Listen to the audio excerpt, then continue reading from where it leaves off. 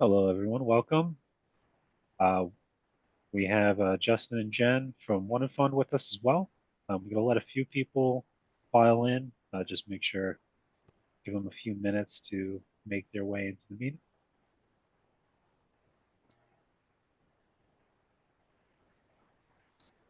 Okay, and while we are waiting for everybody to join us, like Paul said, we'll give another minute or two. We'll give you a really brief description of who Justin and I are, why we are trusted to even talk about financing today. But little bit of housekeeping things. There is a chat down at the bottom of this. So if you have any questions that are coming up while we're presenting, feel free to go ahead and enter them in the chat. And then we will have some points throughout our lunch and learn today that we'll get to answer those questions for you. If there are loads of questions and we don't get to all of them, we will absolutely follow up with you post lunch and learn, but we hope to get to them all today. So let me start driving us down the road of locking down the fundamentals of financing. And why are we talking about the fundamentals of financing? Well, we often get asked questions about what are best practices through home improvement, remodeling, even services of offering financing. What are the roadblocks? What is the trending? What are other people doing? These are constant questions that we're getting. And we also get hit quite a bit with, I don't know what I don't know. What can you tell me? And so, what we wanted to do today is take a part one of the fundamentals of financing and take you through a couple diagnostic questions that are for you to reflect on within your business. We will share some best practices as well as some trends within the industry. And then in a couple weeks, we're going to have a part two where we're going to dive a little bit deeper into some of these pieces. So, with that, I get to drive. Let's drive. All right. Who am I? I'm going to make this brief. I am Jennifer Lauhatcher. Hi. You get to hear probably more of me than you want today, but it's okay. We'll still give you good information. So, the short version of me is I come from the lending world. I worked for one of the major banks in the US for almost 9 years, building out their dealer training as well as strategic relationships to offer more financing. After that, I went to a couple fintechs before starting my own and stood up some of their lender financing for both home improvement and in the healthcare world. So that's my background that I'm coming from. Justin Hatcher comes from home improvement. And Justin, you are welcome to interrupt me at any time, but I'm going to give a highlight of you really quick. Once upon a time, Justin started as an installer in the roofing and siding world, and then he was in the home carrying the bag doing sales. He was a sales manager. He was a finance manager for multiple brands, and he was on the Big 12 Finance Council. He was on the Renewal by Andersen Finance Council. So everything we talk about with financing comes from the point of you, the contractor, of your reps who are sitting at that kitchen table trying to close the sale. So that's a little bit about me and Justin, and let's dive into it. Are we ready to rumble? Paul, are we ready to rumble? We better be, because we're going to do it anyways. Okay, perfect. I love it. So, one of the things I love to say is financing is everybody's favorite F word. It is, right? It's the F word we love to hate. It's the word that we know we need in our business, but we're not necessarily always comfortable with it, particularly our reps or designers, whatever you're calling them, our consultants aren't comfortable with it. And so it's the F word everybody loves to hate. So, with that, let's dive into it. You might want a pen and paper handy, or you open up your notepad on your phone, whatever, because again, we're going to ask you a couple questions that you are going to reflect on in your business.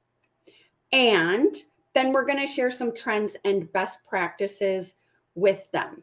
So, with that, let's dive into our first question. Okay, really, really important. Are you marketing financing? So this could come in different ways. What we mean behind this question is, on your social posts, do you offer payment options available, or do you have any language like this? On your website, are you talking about financing or payment options or affordability or any of those words? We are going to talk a little bit more about the words today, but it's a really simple question. Are you marketing financing? And before I pass it over to Justin Hatcher here, I want to share a really fun fact with you. So the data is a little bit old at this point, but there was a huge study done in 2021, and the study was around research that homeowners do before they're taking on a project.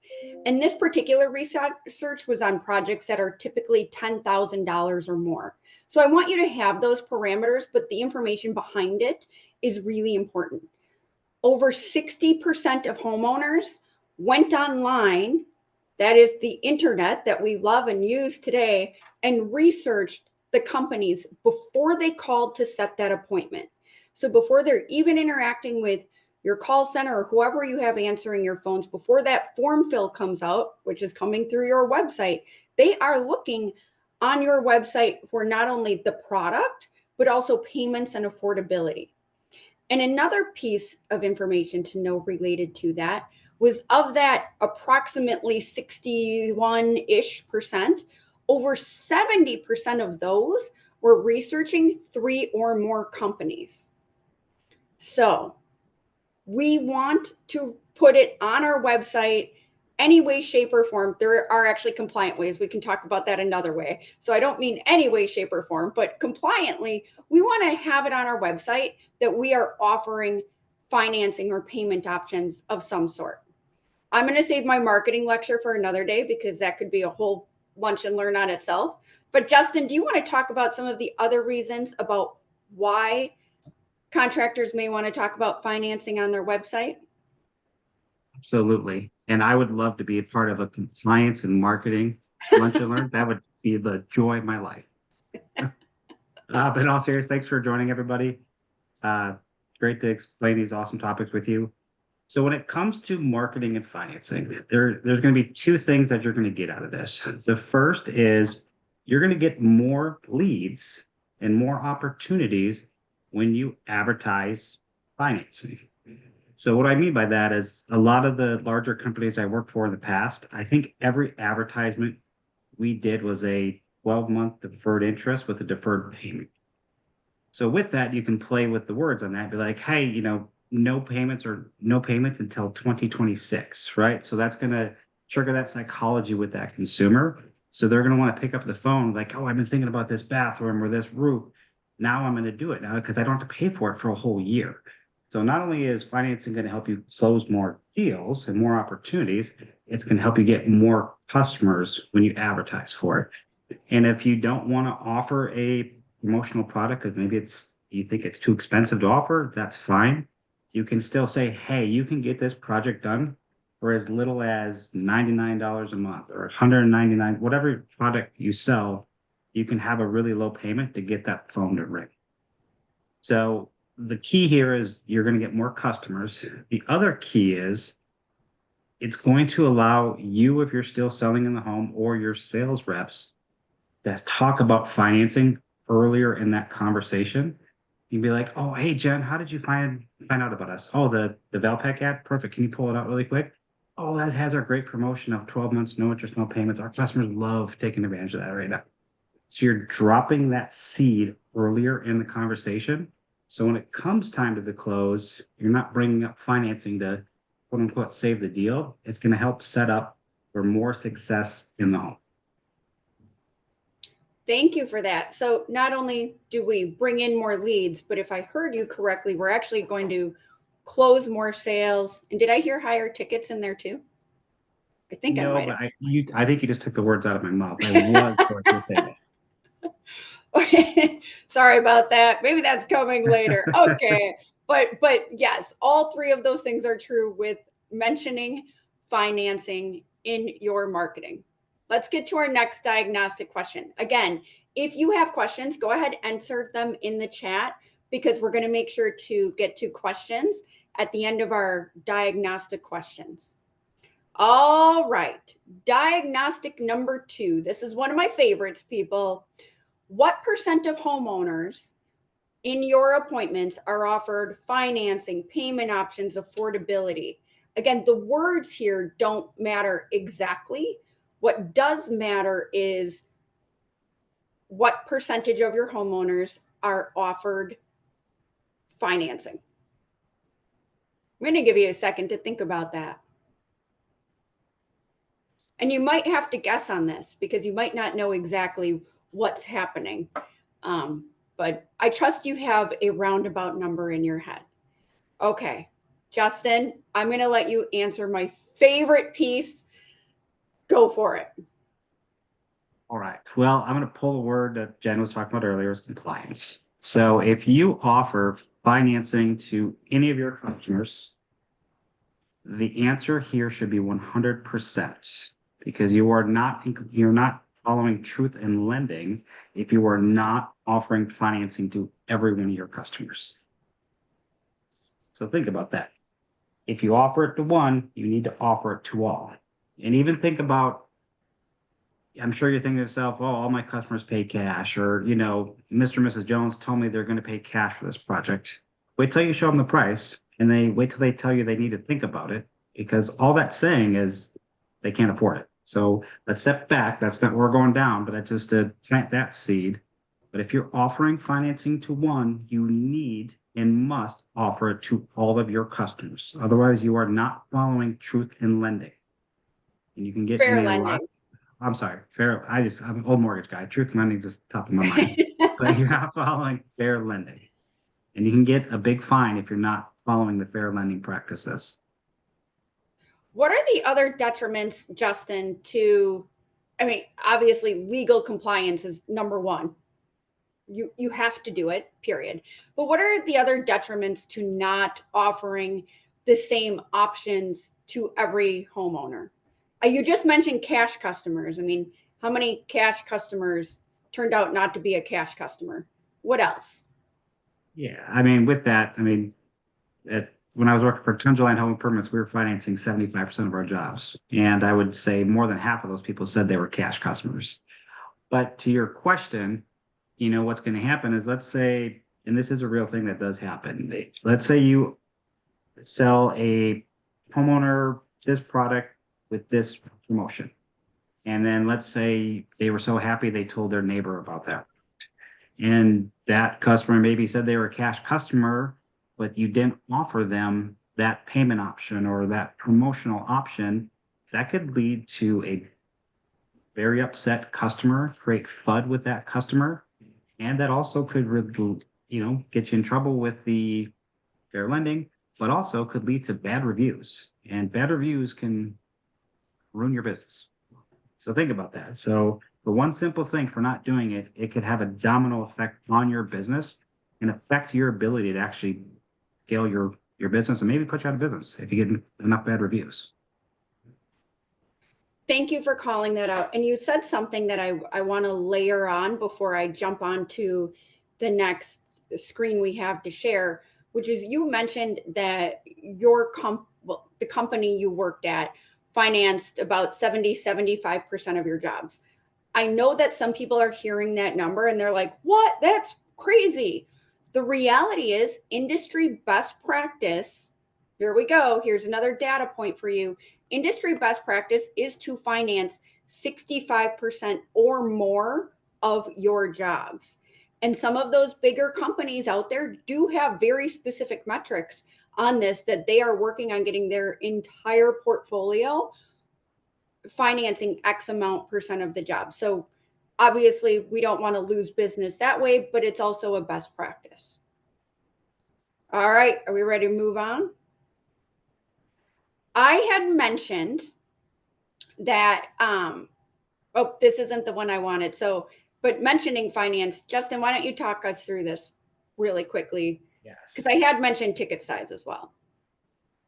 So this, mentioning financing is going to increase to higher tickets. And by that, just to give a general idea, if somebody has to pull money out of their wallet or savings versus using somebody else's money, whether it's on a promotional here, 6, 12 months, 0% interest, or if it's a spread over low monthly payments, you're going to get people to not only say yes more, but they're also going to be more open to maybe being upsold. And by that, maybe they want the more expensive window, or maybe they want those features like the higher end colors, or whatever the situation is, and whatever products you sell, it's going to allow you to actually sell the dream to the consumer, what they really want, versus I'm only going to take this because this is all I can afford, right? And people like to spend money, and it's okay for them to spend money because it's their home, and they should be able to do whatever they want to the house and make sure they're comfortable living in their home. So don't forget that. Don't fit it. Sometimes it's okay to go outside their budget because it's going to get them what they want. So with that, the proof is here. And the cool thing about this slide, this is not even our data. This is third-party data that we pulled from a recording software. And they listen to millions of ride-along calls here. So this is not from us. This is actually third-party data showing how big of a difference it makes when you just mention financing. And I'm going to give a shout. We are Switzerland. We play nice with everybody. This data did come from our friends at Rilla. They were thoughtful enough to pull it for us and share that. So I want to make sure to give that credit.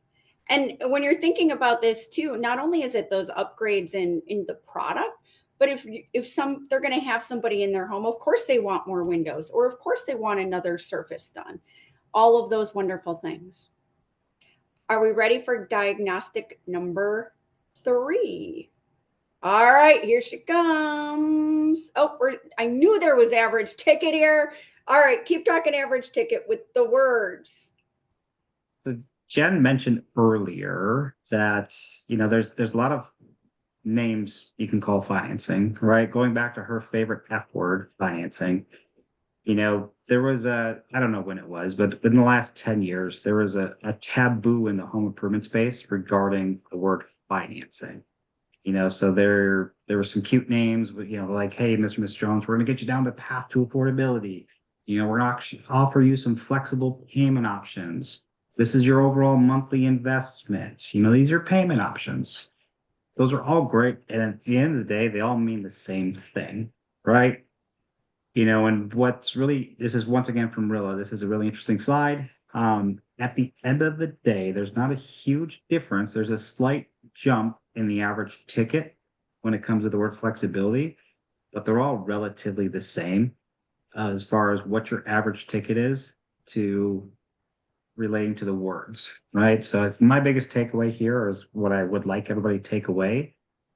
Call it what you want, and don't be afraid of the F word. I mean, don't use the other F word everybody's probably thinking about, but it's okay to use the good F word here. That's a great segue. Here we go. All right. Segue to number 3. Again, basics of financing here, fundamentals, if you will. Do you have a process for offering financing? And that doesn't mean you as an individual. That means, does everybody on your sales team have a consistent process that they follow for offering financing? Notice I said everybody and I said consistent. If you have multiple locations, if you have multiple regions, if we were to pull 10 salespeople across your company, what would they each say? Is there a consistent and unified process for offering financing? And this one's really a yes or no. It's not a percentage, it's a yes or no. Okay, now that you've had a second to think about it, Justin, tell us why. Why do we want a process for offering financing? You don't. All my customers pay cash. You don't need to worry about it. No. Besides your cash customers, maybe the other ones. This is a fun one. The reason I say it's a fun one, I've had very colorful and heated conversations with some very successful sales leaders in the home improvement space of how and when to bring up financing. So let me just go back to my time at Tundraland. So, when I joined Tundraland, we were about 20 million, and we grew that business to be about over 150 million. So we had a massive amount of growth. Now, I challenged all my sales leaders at the time because we were, I'm going to say, only financing 50% of our projects, which is still a really strong number. But I said we're leaving money on the table because we're not financing more. So my challenge to them was how do we bring up financing and payment options earlier in the sales conversation? And they were, I don't know if the phrase is the right way to say, but they questioned if they brought it up too early that I was going to turn the homeowner away from moving forward with that project. So we landed on, how about we beta tested a couple different options as far as how and when to bring it up.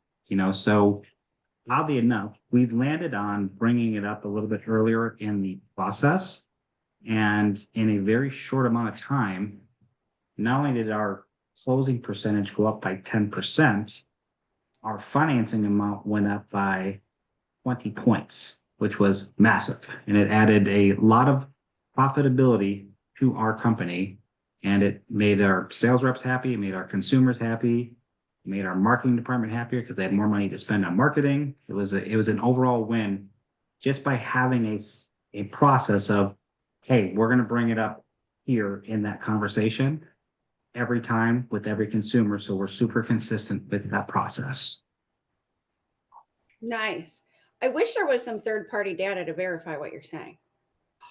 But there is. Again, our friends at Rilla gave us some really thoughtful data points. So all yours, Justin. Yeah. So this is very similar to the story I was just mentioning. So this is a very telling slide. If you offer or bring up financing in that first 32 minutes, you're going to have a higher percentage of selling that job. And if you go 6 minutes past that 32 minutes, doesn't sound like a big missed opportunity, but it's a massive opportunity because those jobs don't sell if you're not bringing it up early in. And we have some sales leaders we've spoken with who even feel that this 32 minutes is too late, right? They're wanting their team to talk about it even as they're doing their intros and building rapport of the different ways that people may pay for their project, drop some easy seeds and keep moving on. And so I know we don't have time to deep dive that, but. Yeah, well, even just to retouch on that marketing, right? I mean, you can set yourself and your team up for success in your marketing. So it's the conversations laid out for you. It's not hard. Absolutely. All right, I have one more for you here. We're coming really close to question time. So again, if you have questions that you want to make sure we hit before we're ending this lunch and learn today, please type them in the chat, and then we will be deep diving part 2, which is how to fit it into your P&L, which is always a very popular topic, and some other deeper topics on the next session. So again, floor is yours, Justin. Thank you. This slide's fun. So if we remember that slide that we showed a few slides ago regarding those same words, affordability, financing, flexibility, payment options, investment, the average ticket amount wasn't that different. So our friends at Rilla shared the closing percentages and the closing rates with those same words. And there is a massive increase in closing percentage when you use the word financing. So think about that. So do not be afraid to use everybody's favorite F word, because it's not going to affect whatever your closing percentage is, whatever your process is, and whatever your consumers are thinking. So you're actually going to make more money when you use the F word. I'm not saying you have to. I'm just saying there's proven data that will make you more money when you use the F word. Indeed. Might be everybody's new favorite F word. We'll find out. Okay, so, I had a 4 on here. My bad. Okay, we're going number 4. I thought I had 3. That is totally on me. Number 4 is really important. And we might have to ask this time and then deep dive the information on it next time, because this is a really meaty question. So Justin, I'm going to read it and then I'm going to ask you to give us a high level to make sure we still have time for questions. And when we come back to part 2, we'll start with this and we'll deep dive into the meat of this. Does that sound reasonable to you? I think it is. I almost like the idea of just asking the question, let it And sit let it there. marinate. Yes. Ooh. All right. Team, we're leaving you on a cliffhanger. How many and what lenders are you using? This is your cliffhanger question for part 1 of Fundamentals of Financing that we are going to start with in part 2. So cliffhanger question, how many and what lenders are you using? And between now and then, you can hypothesize why we are asking this, but we promise on the next one, we will give you all of the meat. Okay. So now I'm making sure that we're getting to our question part. I'm going to save that for next time too, because we're going to talk through that a little bit more. I don't want to rush that. That's a really valuable piece of information. All right. So we have some questions. I'm going to come over here and read the questions if I can. All right. We've got a question from Tom. How does a financing platform approach compare to a siloed or singular lender relationship? All you, Mr. Hatcher. Great question, Tom. So when you're looking at a single lender approach, they're going to have one set of underwriting guidelines. They're going to have their buying boxes that they have data on for years, and they're going to be comfortable with, approving loans in a certain box. Now, not everybody fits inside that box, whether it's, credit based or history based or whatever the scenario might be. It might even be product based, right? Because in my humble opinion, every lender in the home improvement space is a niche lender. So with that being said, they are going to have one set of, like I said, all the underwriting guidelines, they're going to have their programs versus working with a platform. You can work with multiple lenders with multiple approval boxes, multiple program options, and a much better experience, right? So the platform approach versus the siloed approach, the application process is the exact same. So process-wise, you are not changing anything in your in that process.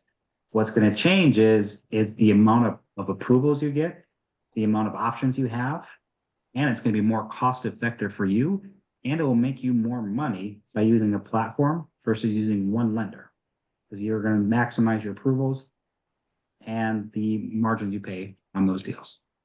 Jen, did I miss anything there? Yes. And I want to layer this on because this is really, really compelling data. So there was a recent case study that had a comparison of how many times a second look application happens independently versus how many times a second look application happens, in this case, via the One Look platform. So in this case study, the data found that when a first look approval is declined, the very, very best case scenario is only 42% of the time the rep is going to run a second look application. Only 42% of the time. So we get a decline and now we've more than likely just lost that sale.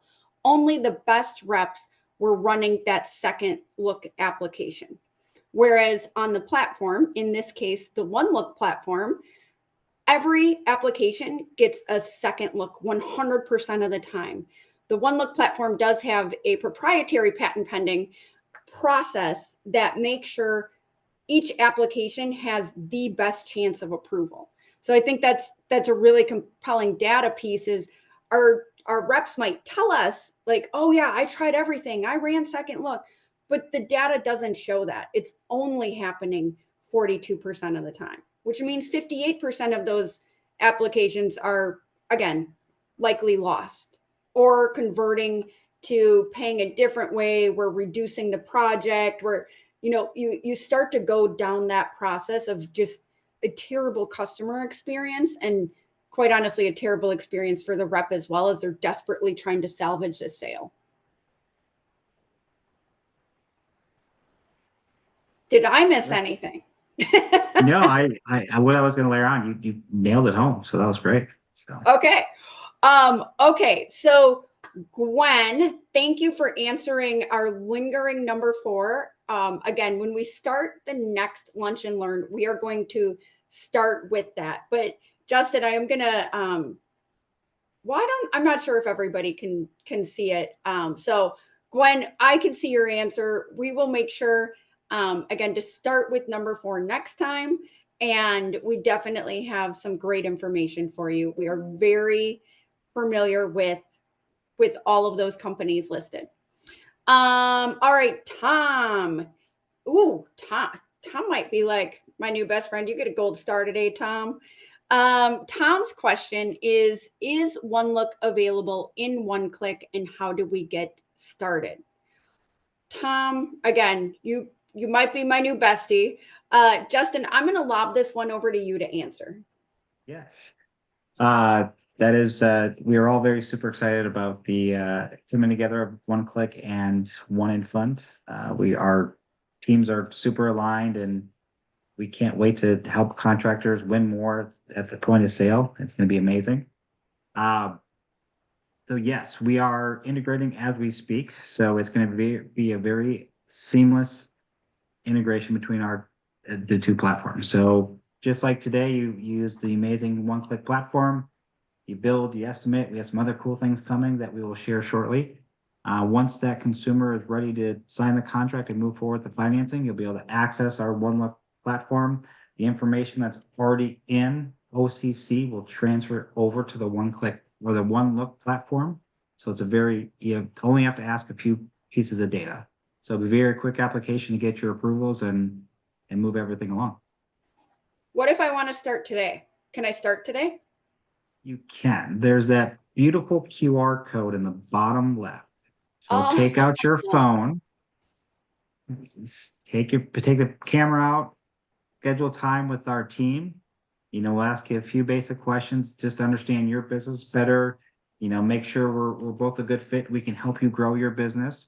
At that point, once you're ready to move forward with us, we'll, depending on which lenders you need to be set up with, it can take a couple weeks to 30 days to start using our platform. And it's not, the 30 days really is on us. It's just if we need to set you up with multiple lenders.